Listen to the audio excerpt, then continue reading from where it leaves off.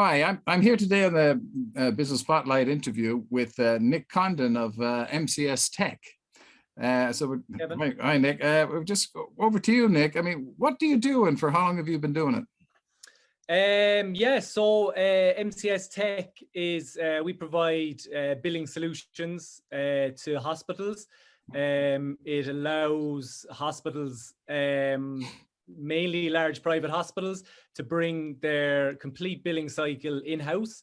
So they're able to manage their hospital side of the billing and the consultant side of the billing as well. We're a relatively new company. We're in the realm of startup. So kind of we've been at this the last 3 years, really, all through COVID. But you know, in the background there is a wealth of experience, 20+ years of experience in the billing industry, with the original business, which would have been MC Support, which was actually run by my father, Nick Senior. So that's just a bit of background there for you, Kevin. And that's what we do. Yeah, it's a family tradition business. It's family affair, as they say. Yeah, fantastic. Okay, so who would you say is your best customer? Best customer are large private hospitals. At the end of the day, that's who we're aimed at.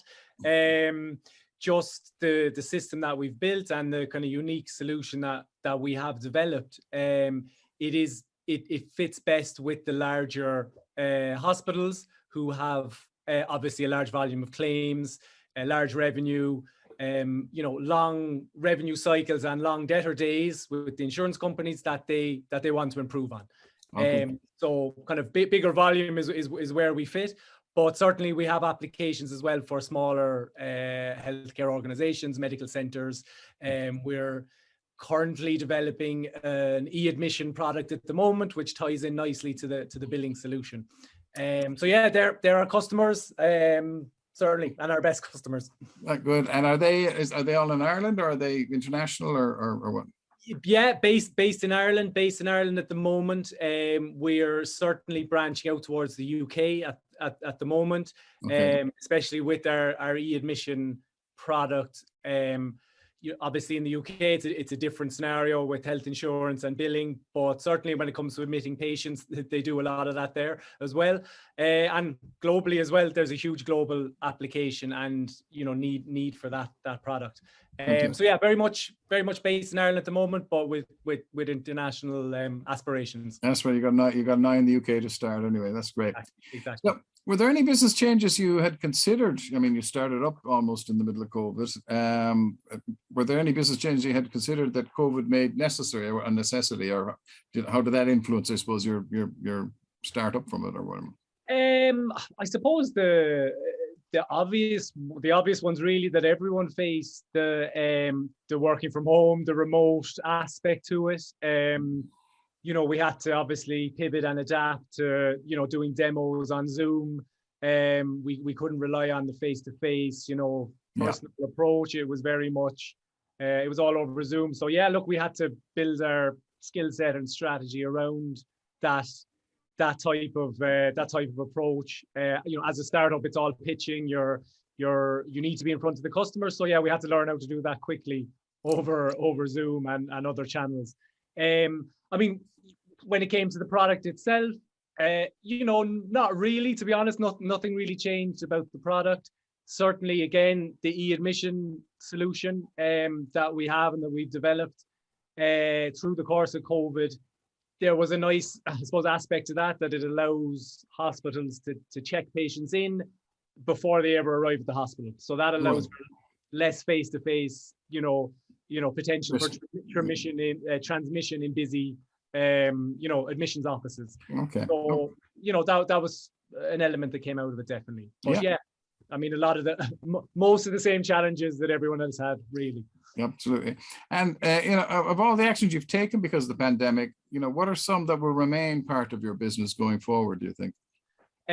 Certainly the remote aspect when it comes to demos, meeting customers, you know, as we mentioned earlier, as we do move into international areas, you know, people are more, you know, they're more keen to jump on a quick Zoom demo. You know, we don't have to fly here, we don't have to fly there. We can do it all. We can do it all remotely, which makes everyone's life much easier. So yeah, we'll keep that definitely going forward. And yeah, the e-admission aspect as well.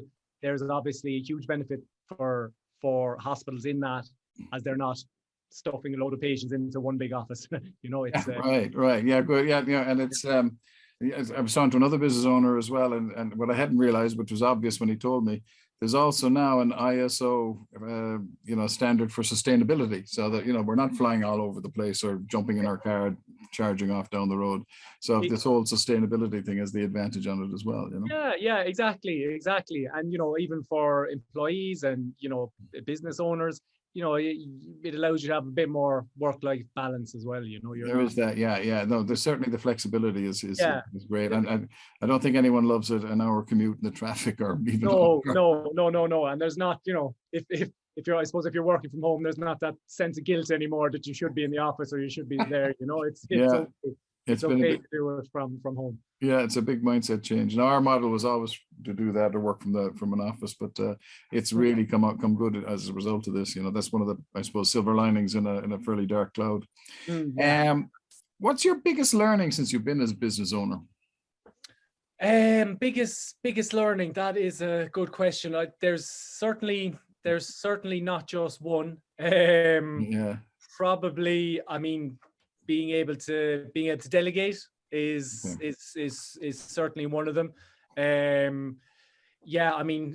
Time management as well. You have to be very on the ball when it comes to time management and managing your schedule. And I suppose what we just spoke about there as well, to be able to step away from it, every now and again, because it can, become a 24/7 thing quite easily. So just off the top of my head, they're the three that come up immediately. But there's certainly 50 more that would come to mind, definitely. Yeah, well, I cover the old saying, every day is a school day, sort of thing. Yes, very much so. Good, yeah. So have you any offers to include in the newsletter? When it comes to offers, I suppose, Kevin, certainly we would love to demo our products to as many people as possible. Obviously they're free demos, so there's no cost attached to that. If there's anybody out there in the medical, the healthcare space, I'd love to get in touch, and we'd love to give a free demo, either in person or, as we were saying, on Zoom. Maybe the benefit of in person is there can be a cup of coffee that can come with it, but we would love to speak to as many people as possible. And basically your systems will get them, we're talking about it, we'll get them back time, make them more efficient, and hopefully get their claim and bring down their debtor days, I suppose. Exactly. And it will save them time, money, and resources as well. When it comes to areas like admission, there's huge time savings and money savings to be there as well. So, how would they contact you? Is the website that I'm looking at is MC Support?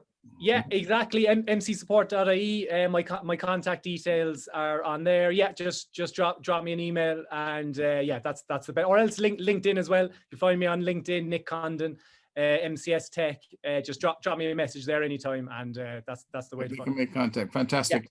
And maybe just to finish up, then make kind of an open one. Yeah, what is most inspiring to you today? Sorry. Having my mobile phone on silent is probably the most inspiring thing.